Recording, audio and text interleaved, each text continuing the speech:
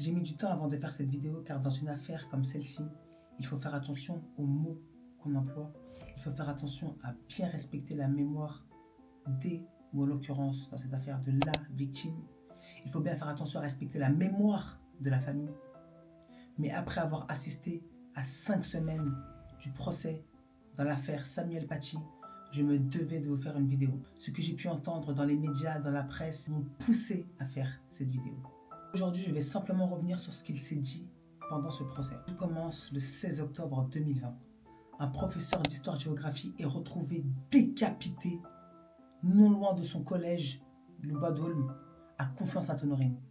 Mais pour comprendre comment on est arrivé à ce drame, il faut revenir 10 jours avant ce massacre.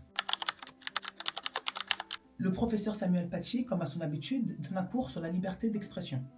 Il a pour habitude de sonder ses élèves pour savoir s'ils sont pour ou contre Charlie et, bien évidemment, pourquoi. Toujours expliquer, toujours détailler. La pédagogie, c'est son fort. Le professeur Samuel Paty est un homme dévoué pour ses élèves. Il adore voyager pour pouvoir prendre des photos, des images, des endroits qu'il visite et que ce qu'ils ont l'habitude de voir. Donc c'est vraiment un professeur investi. Et il se soucie tellement de ses élèves que pendant ce cours, vu qu'il sait que les images qu'il va projeter en classe peuvent heurter la sensibilité de ses élèves, il va proposer à qui ça pourrait déranger de voir ces images, de sortir de la classe comme il a l'habitude de faire depuis 5 années. Donc lors de ce cours, le 6 octobre 2020, tout se passe comme prévu. Il demande à ses élèves de sortir de la classe. Ce jour-là, personne ne décide de sortir. Bon, il y en a qui vont ricaner pendant l'image, il y en a qui vont se cacher les yeux, mais bon, rien d'alarmant. Jusqu'à ce qu'une élève, et je la nommerai Zora, car elle était mineure au moment des faits, sort un mensonge qui va bouleverser la vie d'énormément de personnes.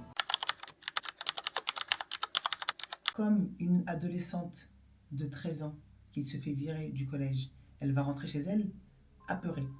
Et ce qu'elle va faire, c'est qu'elle va mentir à son papa en lui disant qu'elle a été virée du collège car elle a refusé de sortir du cours du professeur Samuel Paty qui aurait demandé aux élèves musulmans de sortir de la classe.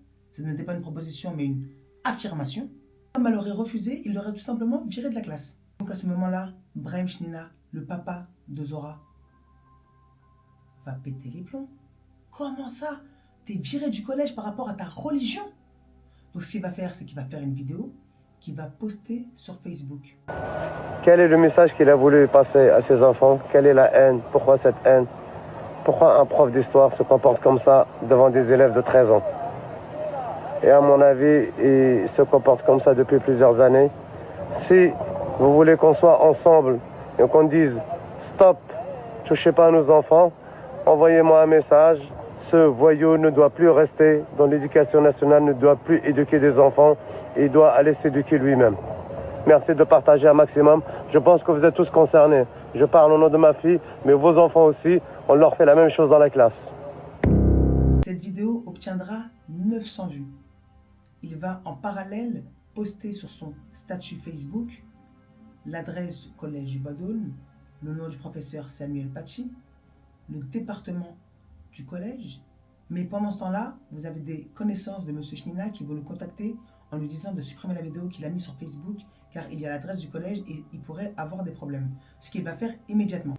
Mais dans le même moment où il a posté cette vidéo, il a également envoyé à ses 1500 contacts sur WhatsApp car Brahim Chnina tient une association qui aide les personnes handicapées à se rendre en pèlerinage à la Mecque.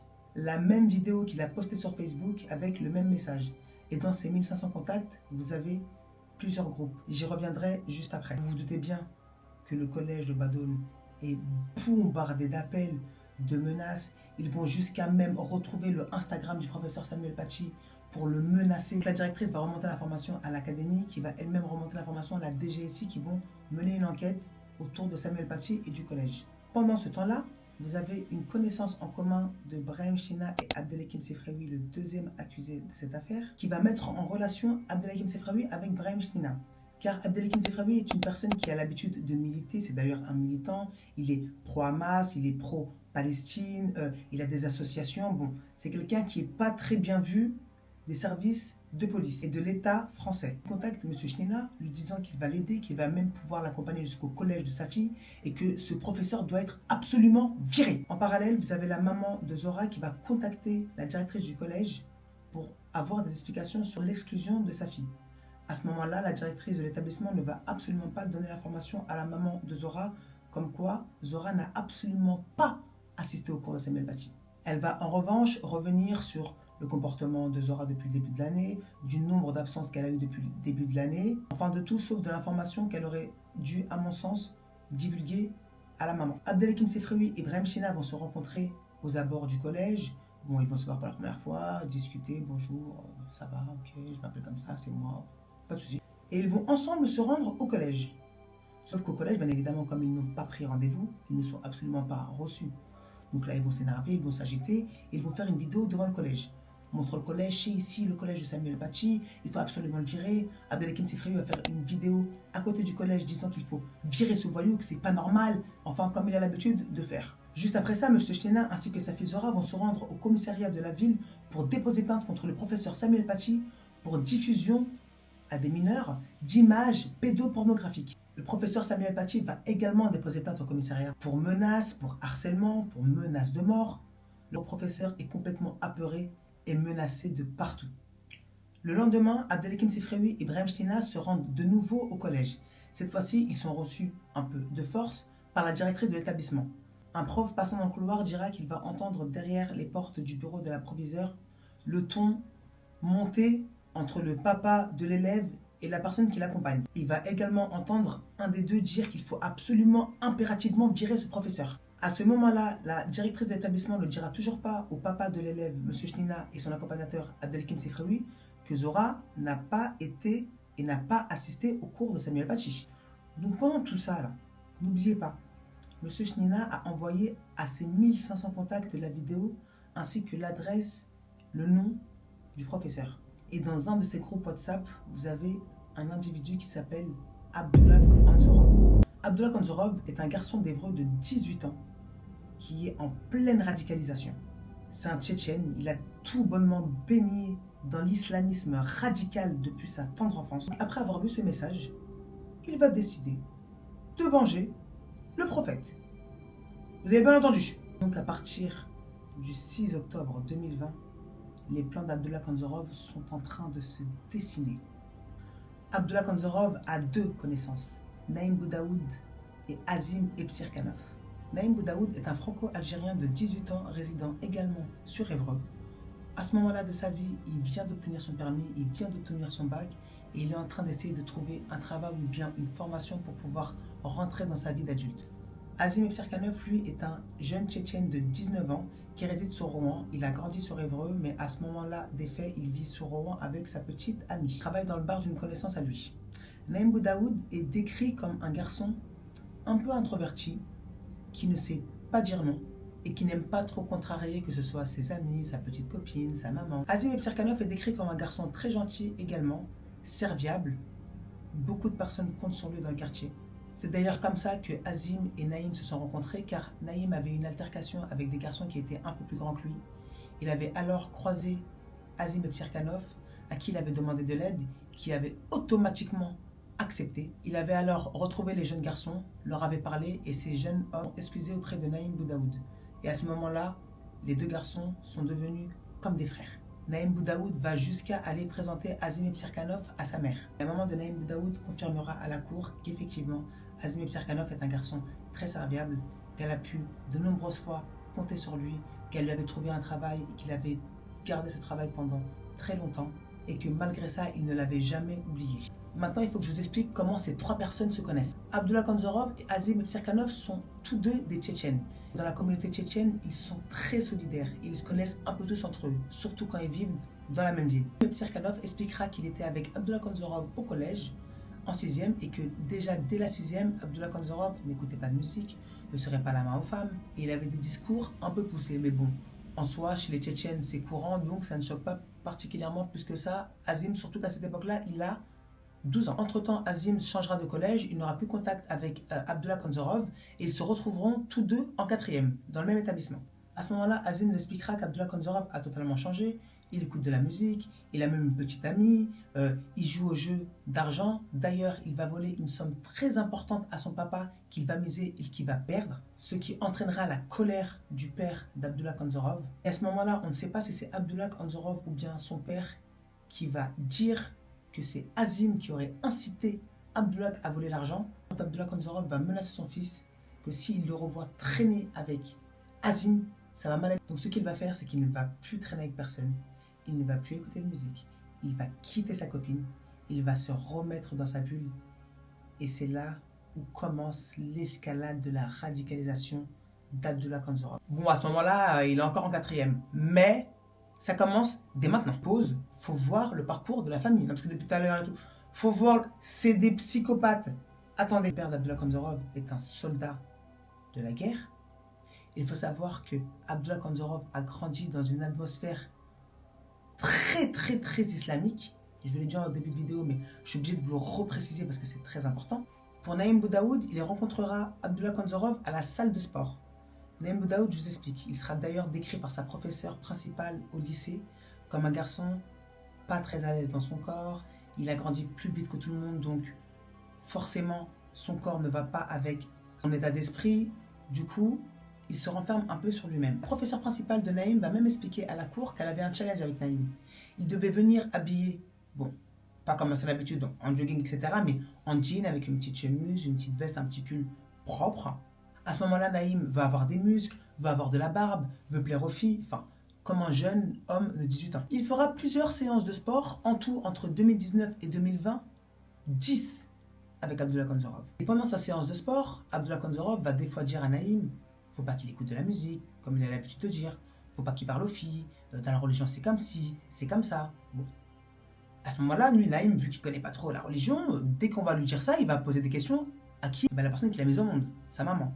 Et sa maman lui dira à ce moment-là, écoute-moi bien mon fils, tout ce que tu dois savoir sur la religion, tu me le demandes à moi. Et puis au pire des cas, tu demandes à ta tante, donc la sœur de sa mère, qui est religieuse, et comme ça tu n'écoutes pas ce que les gens vont te dire dehors, parce que nous dans la religion on n'a jamais entendu qu'il ne fallait pas parler aux femmes, jamais d'avis. Il va aussi googliser les informations, donc dès qu'on va lui dire un truc, il va chercher sur internet, c'est quoi, pourquoi, il va même demander à sa mère d'où il vient en Algérie, d'où son grand-père vient, enfin il s'intéresse à son histoire de par les conversations qu'il a avec ses amis. Donc il parle avec ses amis, il pose des questions à sa mère, un peu comme tous les jeunes. Mais un drame va se produire à Évreux le 25 septembre 2020. Un ami d'Azim Evsirkanov, un Tchétchène connu du quartier, va décéder à cause d'une rixe entre Mandjak et Tchétchène. C'était un peu les embrouilles du quartier à l'époque. Donc à ce moment-là, Azim va nous expliquer qu'ils se sont tous réunis, des Tchétchènes du sud sont venus, du nord, d'autres pays, enfin, ils sont très communautaires et quand ils ont un décès ou une fête, ils se réunissent tous. Et donc pendant cette réunion, vous avez aussi Abdullah Kanzorov, qui est un Tchétchène et qui est donc venu avec son père et sa mère. Et à un moment donné, pendant ce deuil, vous avez l'oncle d'Azim Evsirkanov. Il faut savoir que les Tchétchènes sont des personnes qui ont souvent des armes, qui ont souvent des couteaux, qui ont souvent des sabres. Enfin, c'est un peu... hein, voilà. Donc il va dire à tout le monde, et surtout devant Abdullah Kanzorov, hein, que si un d'entre eux veut se défendre contre les mandjaks du quartier, il a des armes. Et cette information ne va pas tomber dans l'oreille d'un sourd. Mais pendant cette veillée, une dispute va éclater entre Abdullah Kanzorov et un autre garçon. Ce garçon va venir voir Abdullah Kanzorov lui disant que Naïm aurait dit que Abdullah Kanzorov aurait pour projet de partir en Syrie. À ce moment-là, Abdullah Kanzorov va s'énerver, va appeler Naïm, Naïm va venir sur place, va nier totalement les dires de ce garçon. Abdullah Kanzorov va vouloir taper ce garçon. Ah oui, j'ai oublié de vous préciser qu'Abdullah Kanzorov est connu dans le quartier pour être un bagarreur. Sauf que les deux papas, le papa d'Anzorov et le papa du garçon, vont les embrouiller. On est quand même dans un deuil, il s'agirait de respecter la veillée. Enfin, après, je sais pas. L'histoire va se calmer et ils vont tous deux rentrer chez eux. Là, on va arriver au 15 octobre 2020. Les plans d'Abdullah Kanzorov sont déjà ficelés à la première vue de la vidéo de Monsieur Chnina. Donc le mec n'a même pas cherché à comprendre c'est quoi l'histoire, pourquoi, comment, il a son plan. Il va donc contacter Azim Evsirkanov. N'oubliez pas, l'oncle d'Azim qui vend des armes. Donc il va le contacter. Ouais, ton oncle, tu te rappelles j'aimerais bien le contacter, le voir. Donc vous savez, bon, Azim Evsirkanov est loin de se douter des plans d'Abdullah Kanzorov. il veut se faire un petit billet. Il va dire à Abdullah Kanzorov, t'inquiète, mon oncle il les vend à 800 euros, alors qu'en réalité, il les vendrait apparemment à 600 euros, mais il voulait avoir 200 euros pour pouvoir faire un anniversaire à sa petite amie, c'est ce qu'il dira lors du procès. Et vu qu'à ce moment-là, il venait de déménager sur Rouen, il ne travaillait pas forcément, à part un peu dans le bar de ses connaissances, c'était plutôt sa copine qui travaillait et qui subvenait à leurs besoins. Donc il s'est dit pourquoi pas avoir un petit billet en plus. Le 15 octobre 2020, Naïm Boudaoud, ça fait exactement 15 jours qu'il a son permis de conduire. Et il a eu une Polo. Je dois aussi vous préciser que dans le quartier, ça s'est dit lors du procès, Naïm Boudaoud est le seul garçon de 18 ans à avoir une Polo. Et à ce moment-là, vu que Naïm Boudaoud, c'est pas trop son truc d'être vu par tout le monde, d'être demandé par tout le monde, bah il kiffe un peu son moment. Donc si tout le monde est au courant, vous vous doutez bien que Abdullah Kanzorov aussi. Et vu qu'il connaît un peu Naïm Boudaoud, ils ont fait quelques petites séances de sport ensemble, il a envoyé deux, trois petits messages, voilà. Il se dit que pourquoi pas lui demander. Comme je vous ai expliqué, Naïm adore Azim, donc en vrai, pourquoi pas. Donc ils se rejoignent, ils prennent la route, direction Rouen. Arrivé à Rouen, Azim prend le volant et Naïm passe derrière. Ils vont expliquer lors du procès que, en fait, Rouen, je connais pas trop, mais il y a beaucoup de sens interdits, beaucoup de priorités. Bon, Naïm connaît pas trop, il vient d'avoir le permis, Azim maîtrise mieux la ville, donc il prend le volant. Donc ils vont en direction de l'oncle d'Azim et Psirkanov. Arrivé en bas, Azim va se garer, il va monter tout seul, je précise, voir son oncle, ils vont rester dans la voiture. D'après les enquêteurs de l'ASDAT, à ce moment-là, dans la voiture, Abdullah Kanzorov sera en train d'écouter des anachid djihadistes. Là sera complètement contredit par Naïm, où en tous les cas, il dira qu'il ne l'a pas entendu, qu'il y avait peut-être des écouteurs. Et Abdullah Kanzorov, il est souvent dans sa bulle. Donc si Naïm Boudaoud est assis à l'arrière du véhicule, assis devant et regarde sur son téléphone avec des écouteurs, ou en tout cas peut-être avec le son baissé, Naïm Boudaoud n'est pas forcément au courant de ce qu'il regarde. Vous savez, les jeunes, quand ils sont dans des voitures, on n'est pas en train de l'autre regarde, ou ce que l'autre consulte, ou enfin voilà, chacun fait ce qu'il veut sur son téléphone, quoi. Azim Psirkanov va redescendre de chez son oncle, il va parler en tchétchène devant Naïm Boudaoud qui ne va rien comprendre, mais comme il dira, il a l'habitude qu'ils parlent entre eux en tchétchène. Ils vont ensuite partir. À ce moment-là, Azim dira qu'il a faim et ils vont aller au McDo. Vous vous doutez bien que Abdullah Kanzorov ne va pas manger ce jour-là. Donc ils vont sortir du McDo, ils vont aller en direction d'un restaurant parce que Abdullah Kanzorov va leur dire qu'il doit faire ses ablutions car il doit aller à la mosquée. Donc ils vont se garer, ils vont attendre, il va faire ses ablutions. Et ensuite, il va leur proposer de venir avec lui à la mosquée. Et en vrai de vrai, ils se disent quoi, Azim et Naïm? Pourquoi pas? Ils vont à la mosquée, ils font leur prière, ils sortent. Et ensuite, Abdullah Kanzorov va leur dire que c'est l'anniversaire de son grand-père et qu'il doit offrir un cadeau à son grand-père. Et qu'il aurait bien aimé lui offrir un couteau, car comme ça a été prouvé lors du procès, effectivement, le grand-père d'Abdullah Kanzorov fait la collection de sabres et de couteaux. Comme je vous ai dit, c'est très commun chez les Tchétchènes. Ils vont donc se rendre dans un magasin où ils vendent des couteaux. Ils vont choisir des couteaux. À ce moment-là, la vendeuse qui va passer à la barre va dire que les trois sont dans le magasin, que Naïm est là, mais pas trop là, il n'est pas trop dans la conversation. C'est plutôt Azim et Abdullah Kanzorov qui vont choisir des couteaux, qui vont regarder des couteaux. Azim va conseiller des couteaux à Abdullah pour son grand-père, des beaux couteaux, mais les couteaux sont un peu chers. Et à ce moment-là, Abdullah qui va dire non, non, non. Et Azim, il lui dit, mais attends, c'est pour ton grand-père, mets un peu le prix, t'as un crevard ou quoi? Je précise bien que tout ce qui est dit, c'est ce qui a été répété au procès. Donc il va choisir deux couteaux, il va demander un emballage cadeau à la vendeuse qui va effectuer l'emballage cadeau, et il va ensuite partir du magasin. Arrivé dans la voiture, Abdullah Kanzorov va ouvrir le paquet cadeau. Azim Naïm le regarde, il le questionne, mais pourquoi tu ouvres le cadeau, c'est pour ton grand-père? Ouais, c'est juste pour regarder s'il est bien et tout, mais t'inquiète. Bon, sur le coup, il trouve ça bizarre, mais après tout, c'est pour ton grand-père, donc c'est pas de problème. Ok. Donc ils vont continuer de tourner un peu en voiture, et bon, après, vu qu'ils sont vraiment en train de galérer, et c'est vraiment ce qu'ils vont dire lors du procès, chacun va rentrer chez soi. Donc ils vont déposer Azim qui va rejoindre sa copine, et eux vont rentrer sur Évreux. Sur la route, Abdullah Kanzorov dira à Naïm Boudaoud que le lendemain, il aura sûrement besoin de lui, car il doit l'accompagner pour faire une formation. Vous savez bien que Naïm n'aime pas trop dire non, donc il va dire oui, mais en réalité, il comptait absolument pas l'accompagner. C'est ce qu'il dira lors du procès. Dans la soirée du 15 octobre 2020, Abdullah Kanzorov va contacter Azim pour lui demander des nouvelles par rapport à l'arme. Il faut savoir qu'il doit quand même laisser 800 €. Azim va voir avec son oncle, va revenir vers Abdullah Kanzorov, lui expliquant que son oncle lui a dit que c'était pas possible et que finalement, il pouvait pas lui obtenir ce qu'il voulait. Mais pas de souci. Je sais pas si je dois dire tant mieux parce que, bon. Abdullah va donc dire à Azim, pas de souci, il va récupérer son argent demain matin. Et je pense que quand Abdullah Kanzorov a dit à Azim le matin, il n'avait pas la même référence par rapport au matin. Il parlait bel et bien de 5h30, 6h du matin. C'est à l'heure à laquelle il a appelé Azim. Azim qui lui dira d'ailleurs, mais attends, tu peux pas attendre dans la journée, c'est aussi pressé que ça. Abdullah Kanzorov va lui dire, non, moi je veux récupérer mon argent, j'ai des trucs à faire. Donc Azim, bon, c'est son argent, lui il est un petit peu... voilà. Il faut savoir qu'ils se sont reparlés que le 25 septembre 2020, depuis la 4e, ils ne se parlaient pas. Donc, ils se connaissent depuis longtemps, il n'y a pas de souci, mais ça reste quand même un petit peu bizarre, leur relation. Bon, même s'ils ont passé la journée de la veille ensemble, pas de souci. Abdullah Kanzorov va appeler plusieurs fois Naïm Boudaoud qui ne répondra pas. Il va ensuite contacter Azim, demandant à Azim de contacter Naïm. Azim va alors contacter Naïm qui ne répondra pas. Il va alors appeler la maman de Naïm. C'est un peu compliqué, mais c'est exactement comme ça que ça s'est passé. La mère de Naïm va elle répondre car elle doit se rendre au travail. Elle va demander à Azim mais qu'est-ce qui se passe. Azim va lui dire non, non, rien tata, juste Naïm il devait venir me voir sur Rouen et du coup il répond pas. Est-ce que tu peux le réveiller? Elle va lui dire d'accord, je dois aller au travail, je vais le réveiller avant de partir. Ce qu'elle va faire et ensuite elle va aller au travail. À ce moment-là, lui, Abdullah Kanzorov, il est pressé. Actuellement, le 16 octobre 2020, ce psychopathe a des choses à faire. Donc il va demander à Azim Serkanov de lui commander un Blablacar pour se rendre plus rapidement à Rouen, vu que Naïm ne répond pas. Ce que Azim va faire, et pendant qu'il est dans le Blablacar, Abdullah Kanzorov va envoyer un message à Azim pour lui dire qu'il allait demander au chauffeur de s'arrêter pour faire sa prière. Ah, donc tu peux pas attendre d'arriver, toi, c'est maintenant. Hein. Donc à ce moment-là, Azim va lui répondre, mais toi, t'es complètement malade, ils vont me bloquer sur l'application, en plus à cause de toi, je vais me retrouver fiché S, t'es complètement fou ou quoi? Mais vous savez, il lui dit ça en mode sur le ton de l'humour.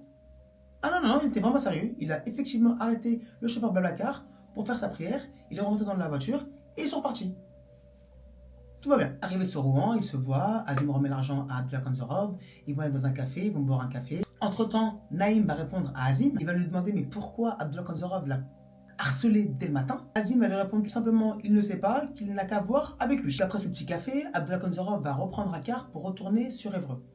À ce moment-là, il va continuer d'harceler Naïm. Naïm, lui, ne répond toujours pas, alors qu'à ce moment-là, il est bel et bien réveillé. Il va répondre à Azim. Mais à un moment donné, il y a un message qui va faire que Naïm va répondre à Abdullah Kanzorov. Abdullah Kanzorov va lui dire qu'il a envoyé un message à un pote à eux en commun et qu'il a l'adresse de Naïm et qu'il arrive en bas de chez lui, qu'il allait l'étrangler. Donc à ce moment-là, Naïm il lui répond. Alors, Naïm n'a absolument pas envie qu'Abdullah Kanzorov vienne en bas de chez lui, donc il lui répond, il lui dit vas-y, c'est bon, j'arrive à la station essence. Rends pas fou. Ils vont arriver, ils vont un peu s'embrouiller, ils vont monter dans la voiture, ils font des embrouilles entre mecs qui se connaissent, ils vont monter dans la voiture, ils vont partir. Dans la voiture, Abdullah Kanzorov va demander à Naïm de s'arrêter devant un magasin d'airsoft. Ce magasin est malheureusement fermé. Malheureusement ou heureusement, je sais pas. À ce moment-là, quand le magasin est fermé, Abdullah Kanzorov va dire à Naïm en réalité, j'ai pas de formation. S'il te plaît, est-ce que tu peux me déposer dans le 95? Je dois me battre avec des Renois. Non, non, c'est exactement ce qu'il va dire. Je dois me battre avec des Noirs. Parce que la dernière fois, j'étais avec mon patron dans un grec, je me suis embrouillé avec eux et vas-y, je voulais pas faire du cinéma parce que le patron il connaît mon père, mais là je vais aller pour me venger. À ce moment-là, Naïm se dit clairement sauf qu'il peut. Donc ce qu'il va faire, il va vraiment faire sauf qu'il peut. Il va envoyer un message à sa mère lui demandant de l'appeler, prétextant une panne pour qu'il puisse aller l'aider. Je tiens à faire une pause sur ce moment-là. D'après un huissier de justice chargé de vérifier tous les messages de la maman de Naïm avec Naïm, il va être établi qu'entre 2018 et 2020, Naïm Boudaoud a toujours la même manière de communiquer avec sa mère, qu'il soit avec sa petite amie, qu'il soit avec Azim, un ami à lui, qu'il soit avec des amis à lui du quartier. À chaque fois qu'il veut partir, mais que Naïm ne sait pas comment le dire, il va envoyer un message à sa mère, lui demandant de prétexter une excuse, qu'il doit rentrer, qu'il y a une panne, enfin, quelque chose d'assez convaincant, pour qu'il puisse s'esquiver. Parce que Naïm n'aime pas décevoir les gens. Naïm n'aime pas dire non aux gens. Et ça, il faut vraiment l'entendre, et ça a vraiment été prouvé dans ce procès. Mais malheureusement, au travail de la maman de Naïm, il n'y a pas beaucoup de réseau, et ce message, elle ne le recevra que bien plus tard. Naïm va quand même dire de vive voix à Abdullah Kanzorov qu'il doit aider sa mère car elle est en panne. Abdullah Kanzorov, qu'est-ce qu'il va faire? Il va prendre son téléphone, il va comme à son habitude parler en tchétchène devant Naïm. Je trouve que c'est un manque de respect, mais bon, ça c'est mon avis personnel. Il va lui dire qu'il a eu Azim et que Azim a dit qu'il allait aider sa mère. Il trouve ça un peu bizarre, donc il appelle Azim, mais pendant ce temps-là, en réalité, il est sur l'autoroute. Et lui, il voulait sortir à la prochaine sortie pour rentrer dans Évreux. Il se retrouve piégé en train d'aller direction Paris. Azim, tu vas aller aider ma mère? T'as dit ça à Abdullah Kanzorov? J'ai jamais dit ça. Qui t'a dit ça? Ben, va me dire ça. Donc du coup, il raccroche. J'ai oublié de vous préciser qu'avant que Naïm appelle Azim, Abdullah Kanzorov a pris le téléphone de Naïm pour entrer l'adresse à Cergy. Et c'est l'adresse d'un autre magasin d'Airsoft. À ce moment-là, Naïm est énervé. C'est trop tard, il est déjà sur la route, il est engagé. Et j'ai oublié de vous dire que la petite copine de Naïm l'attend car Naïm devait aujourd'hui la déposer pour un entretien de travail. Donc là, c'est trop tard, ils sont déjà engagés sur la route. Donc Naïm se dit, bon, tu sais quoi, foutu pour foutu, je vais y aller. Donc ils arrivent sur Cergy. Naïm se gare n'importe comment. Il laisse Abdoulaye aller dans son magasin d'Airsoft et il voit qu'Abdoulaye met un peu de temps. Donc il décide de descendre. Et je précise que la voiture est vraiment garée n'importe comment. Il rentre dans le magasin d'Airsoft, il refait un peu le même scénario que dans le magasin la veille de couteau. Il montre un peu les pistolets à billes à plomb à Naïm. Il lui dit lequel est le mieux. Donc ce qu'il fait, c'est qu'il achète un pistolet à plomb et un pistolet à billes. Il va en offrir un à Naïm, il va lui dire tiens, c'est un cadeau. Naïm il va pas comprendre et à ce moment-là, le vendeur va demander aux deux garçons s'ils veulent une facture. Et Naïm va dire mais est-ce que j'ai le droit d'avoir un pistolet à billes? Le vendeur va lui dire oui, mais avec la facture c'est mieux. Au moins, si je me fais contrôler par la police, j'ai une facture. Et il lui a aussi dit, en lui remettant, j'ai oublié de vous dire, le pistolet à billes en cadeau, c'est un cadeau avant de mourir. À ce moment-là, Naïm s'est dit, qu'est-ce qu'il raconte?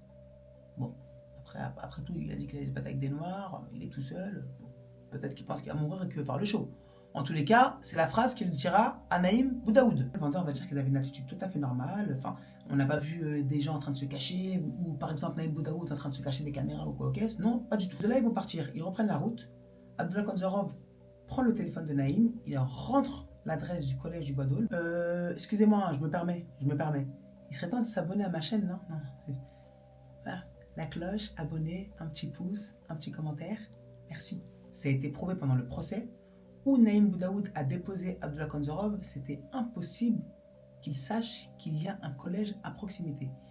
Il n'y avait pas de panneau, pas d'affiche, rien, à part une zone pavillonnaire. Naïm Boudaoud a même expliqué qu'à ce moment-là, il s'est dit que Abdullah Kanzorov, en réalité, il allait peut-être pas se battre, mais faire un cambriolage, parce qu'il est habillé tout en noir, il n'y a que des pavillons, c'est bizarre. Donc Naïm le dépose, il fait demi-tour et il retourne sur Évreux. À ce moment-là, il est 13h de l'après-midi. Abdullah Kanzorov ne connaît pas la tête de Samuel Paty. Il a juste son prénom et l'adresse du collège. Ni plus ni moins. Il avait pour projet, comme des collégiens le diront, d'entrer dans le collège pour assassiner le professeur. Mais le collège étant difficile d'accès, il décidera de patienter.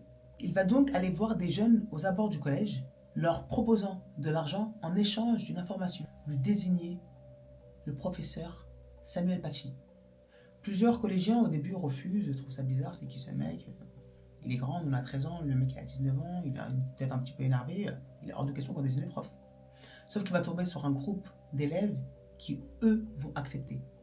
Il va alors leur remettre la somme de 70 € dans un premier temps, et il dira qu'ensuite, une fois qu'ils auront désigné le professeur Samuel Paty, il leur donnera le reste. Donc les petits sont tout contents, on va se faire de l'argent et tout, etc. Et puis il faut savoir que dans le groupe des jeunes, il y en avait un d'entre eux qui avait d'ailleurs eu cours avec le professeur dans la journée, va dire qu'il n'aimait pas le professeur Samuel Paty. Abdullah Kanzorov va expliquer aux jeunes qu'il était venu ici pour embrouiller le professeur parce qu'il avait insulté le prophète. Il a demandé même à ces jeunes de contacter Zora, vous savez, la fille de M. Chnina, pour qu'elle puisse confirmer ou non si ça s'est vraiment passé, ce qu'elle va faire au téléphone, confirmer que M. Paty l'aurait virée du cours parce qu'elle a refusé de sortir car elle était musulmane. À ce moment-là, les convictions d'Abdullah Kanzorov se confirment encore plus. Et arrivé à 16h45, le professeur Samuel Paty finit ses cours, c'est le vendredi des vacances. Ça fait plus de 15 jours qu'il est dans l'angoisse, dans la peur, dans l'incertitude. Un plan Vigipirate a été ouvert aux abords du collège, mais ce jour-là, à ce moment-là précisément, la police municipale n'est pas passée. Il va demander à ses collègues, comme il avait l'habitude de le faire depuis ces 15 derniers jours, de l'accompagner chez lui. Il habitait exactement à 6 minutes du collège. Il pouvait venir en voiture, mais il avait un problème de bip du parking. Du coup, il venait à pied. Ce jour-là, personne n'a pu déposer Samuel Paty. Personne. Il va alors sortir par la grille du parking de l'autre côté de l'établissement. Capuché, avec un masque, les mains dans les poches, son sac à dos. Dans son sac à dos, il y avait un marteau. C'est pour vous dire la peur qu'il avait. Non, en fait, j'aimerais quand même qu'on comprenne que ce malheureux professeur est mort avec la peur. Imaginez-vous, c'est pire que tout. Déjà, de mourir assassiné, c'est terrible. Mais en plus, avec la peur. Donc, tu sais qu'il peut t'arriver quelque chose à tout moment. Et le pire dans tout ça, c'est qu'il t'est arrivé quelque chose de dramatique. Abdullah Kanzorov voit le professeur Samuel Paty sortir du collège. Il va alors se mettre à le suivre sur quelques mètres. et au premier tournant, il va sauter sur Samuel Paty. De là, d'après l'autopsie, une bagarre va éclater. Professeur Samuel Paty a essayé de se défendre de toutes ses forces, mais Abdullah Kanzorov, après ses séances de sport et sa haine contre lui, va lui asséner 17 coups de couteau et une décapitation qu'il va ensuite filmer, prendre en photo et poster sur Twitter avec en légende « J'ai vengé le prophète Mahomet ». Eh, ça va là?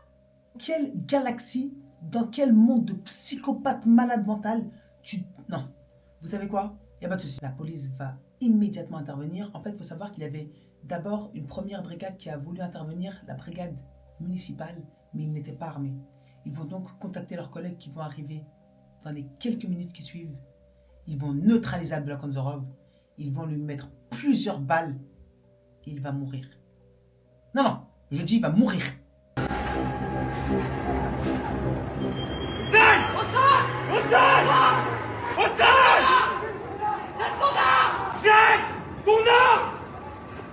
Abdullah Kanzorov est très menaçant. Il est déterminé à en finir et avance vers les policiers. Il a un couteau à la main et son pistolet à billes.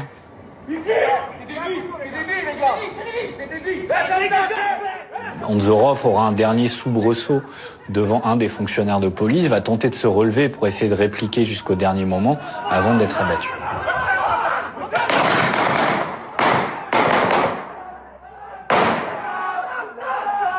à ce moment-là, n'oubliez pas, Abdullah Kanzorov a posté une photo sur Twitter. Il y a des gens d'Évreux qui le suivent sur son compte Twitter. Donc la nouvelle fait vite le tour. Eh, vous avez vu ce qu'il a fait, Abdullah Kanzorov? T'as vu ce qu'il a posté? T'as vu ce qui s'est passé? La dinguerie, c'est un truc de fou et tout. La nouvelle va arriver aux oreilles de Azim. Azim, il se dit, mais attends, c'est un fou. Comment ça? Mais hier, on est parti acheter un couteau en plus avec lui. Attends, j'appelle Naïm. Eh, Naïm, t'as vu ce qu'il a fait, Abdullah Kanzorov? Il est parti dans 78, il a décapité un prof. Pardon? Où ça, t'as dit? Dans 78? Mais je l'ai déposé dans l'après-midi, là. Non. Je l'ai déposé dans l'après-midi, là-bas. Entre-temps, la mère de Naïm appelle Naïm. T'as vu ce qu'un jeune d'Évreux, il a fait sur Conflans? Maman, c'est moi qui l'ai déposé à Conflans-Sainte-Honorine. Et là, dans la tête de la mère de Naïm, je pense que le monde entier lui est tombé sur la tête. Maman, en plus hier, avec Azim, on l'accompagnait à acheter 2 couteaux. Il a dit que c'était un cadeau pour son grand-père. Le prof a été décapité. La mère de Naïm dit, j'arrive tout de suite, on va récupérer Azim et on va au commissariat, vous allez dire tout ce que vous savez. Ils récupèrent donc Azim et ils se rendent au commissariat de la ville. Naïm et Azim ne sont plus jamais ressortis de prison. Brahim Shnina et Abdelhakim Sefraoui se feront interpeller le lendemain. Elle a été interpellée 1 mois après les faits. Et c'est qu'au bout de la 21e heure de garde à vue qu'elle avouera son mensonge. Le 4 novembre 2020, le procès s'ouvre dans l'affaire Samuel Paty. À cette période, le procès et l'ambiance dans la salle est très solennelle. La salle était immense, il y avait à peu près 500 places, plus de 200 journalistes, beaucoup de public, on sentait vraiment que l'attention était portée sur cette affaire. Quand on arrive dans un procès comme celui-ci, on a souvent des préjugés qui ont été façonnés par les médias, par tout ce qu'on a pu entendre, par la gravité de ce crime. Les juges chargés de cette affaire, en première instance, étaient très sévères. Les accusations principales portaient sur la complicité d'assassinat, sur l'entreprise terroriste en vue de commettre un meurtre. Voici quelques points importants sur les accusés tels qu'ils ont été présentés au procès. Naïm Boudaoud, jeune homme réservé, qui n'aime pas frustrer les autres et cherche à rester honnête. Pendant sa garde à vue, plusieurs propos lui ont été attribués, à tort notamment concernant le djihad. Pendant le témoignage des enquêteurs de la SDAT lors du procès, il aurait été établi que pendant une des gardes à vue, Naïm Boudaoud aurait dit explicitement qu'il savait ce que c'était le djihad et qu'effectivement Abdullah Kanzorov voulait le faire. Donc l'avocate de Naïm Boudaoud a décidé de visionner les vidéos pendant la garde à vue. Et toutes n'ont pas été filmées. Mais une en particulier, dont celle-ci, a marqué son avocat. Dans cette vidéo, Naïm Boudaoud apparaissait tétanisé, apeuré, recroquevillé sur lui-même, avec 9 policiers cagoulés, armés derrière lui. Je vous rappelle qu'on est quand même à la DGSI. Je vous rappelle que Naïm n'a que 18 ans, qu'il n'a jamais été en garde à vue de sa vie, qu'il s'est rendu au commissariat de la ville avec sa maman et son ami pour dire simplement ce qu'il savait sur cette affaire, et il se retrouve à la DGSI avec 9 policiers cagoulés derrière. C'est une volée. En première instance, le juge a reproché plusieurs faits personnels à Naïm, notamment le fait de vouloir se laisser pousser la barbe. Il lui a donc demandé pendant son interrogatoire de 8 heures si le fait de se laisser pousser la barbe c'était pour ressembler aux frères musulmans. Il a également reproché à Naïm d'avoir l'application Muslim Pro sur son téléphone. Et en fait, tout ce que Naïm et Azim ont dit d'eux-mêmes de bonne foi pendant ces auditions, tout a été retourné contre eux. Exemple, le couteau ouvert dans la voiture. Si Naïm et Azim ne le disent pas aux enquêteurs, ils ne le savent pas.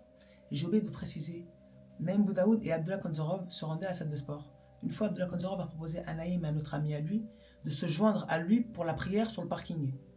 Chose que Naïm a fait, bon, il voulait pas forcément le faire, mais en réalité, en vrai, autant prier. Sur un parking, c'est bizarre, mais autant le faire. C'est de lui-même qu'il le dit aux enquêteurs. Ça a été retourné contre lui. Azim et Psirkanov, de parents réfugiés politiques, car ils ont subi la guerre et le papa de Azim, la torture en Tchétchénie. C'est un jeune qui a grandi dans un contexte très difficile. Et en grandissant, comme je l'ai dit, il essaie de s'en sortir, il vit avec sa petite amie, il aide sa maman comme il peut à distance. Et il n'a jamais été radicalisé, il n'a jamais été révélé qu'il avait des idéologies en rapport avec Abdullah Kanzorov. Pareil pour Naïm Boudaoud. Brahim Chnina, lui, est papa de 6 filles.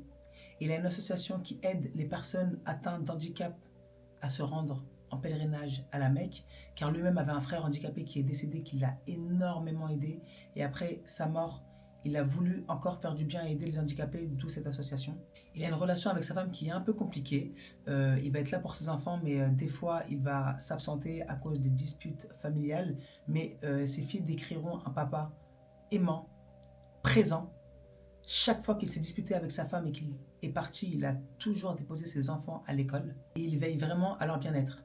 D'où le fait qu'il a fait cette vidéo et qu'il a été choqué par le fait qu'une de ses filles soit virée du collège pour avoir refusé de sortir d'un cours sur la liberté d'expression. Et à ce moment-là, il ne savait pas que sa fille avait menti. Abdelhakim Sefraoui, lui, est connu pour son militantisme. Sa fille l'a décrit comme un père très violent, comme un père qu'il fallait absolument garder en prison, enfermé, car il était un danger pour la société. A contrario, ses fils sont venus à la barre décrivant un père gentil, aimant, attachant, qui se soucie du bien-être de ses enfants. La plupart de ses enfants ont tous été à la Sorbonne. Ils ont à peu près réussi tous leur vie. Et c'est ce que va mettre en avant le fils d'Abdelhakim Sefraoui. Mais durant ce procès, les juges n'ont pas pris en compte tous ces éléments. Mais beaucoup de déclarations faites comme ça dans l'instant T par les accusés ont été retenues contre eux. Et les avocats de la défense ont précisé qu'aucun des accusés, et ça a été prouvé, ne partageait l'idéologie d'Abdullah Kanzorov. Aucun. À l'issue de ce premier procès, Naïm Boudaoud sera condamné à 16 ans de prison. Azim Psirkanov également à 16 ans de prison. Abdelhakim Sefraoui, lui, sera condamné à 15 ans de prison. Et Brahim Chnina sera condamné à 13 ans de prison. Ils vont donc tous les 4 faire appel de cette décision. Et le procès en appel va s'ouvrir le 17 janvier 2026 à la Cour d'appel de Paris. L'ambiance était complètement différente de la première instance. La salle était plus petite, plus intime. On sentait que les juges étaient vraiment à l'écoute de tous les témoignages, aux explications de chacun. Le ministère public était un peu moins conciliant. Par contre, les juges, eux, écoutaient vraiment les témoignages des avocats, des parties civiles, de la défense. Et pendant ce deuxième procès, il est apparu beaucoup plus clairement que plusieurs des accusés n'avaient absolument rien à voir finalement. Ils étaient loin de partager l'idéologie, ils étaient loin de savoir ce qui allait se passer, que certains faits avaient été interprétés contre eux en première instance. Et certains diront qu'ils avaient été mal compris ou mal interprétés. Et donc à l'issue de ce deuxième procès en appel, Brahim Chnina sera condamné à 10 ans de réclusion criminelle, c'est 3 ans de moins qu'en première instance, pour association de malfaiteurs en vue de commettre un crime terroriste. Abdelhakim Sefraoui, lui, gardera la même peine, c'est-à-dire 15 ans de prison. Naïm Boudaoud sera, lui, condamné à 6 ans de prison pour association de malfaiteurs sans crime terroriste. C'est 10 ans de moins qu'en première instance. Azim Psirkanov sera condamné à 7 ans de prison. C'est 9 ans de moins qu'en première instance, avec association de malfaiteurs sans crime terroriste. Vous savez, on ne peut pas sonder les âmes. Il faut accepter qu'on ne peut pas être dans la tête des gens et que des fois, il y a des choses qu'on ne pourra jamais savoir. Et ça, des fois, la justice a du mal à l'accepter. Certaines choses, on ne pourra jamais les voir ni mesurer la gravité de ce qui peut se passer dans l'instant T. Voilà, c'est fini pour cette première vidéo. N'hésitez pas à vous abonner, à activer la cloche. Si vous voulez me suivre sur mes réseaux sociaux, je les mets juste ici. Merci beaucoup et à bientôt.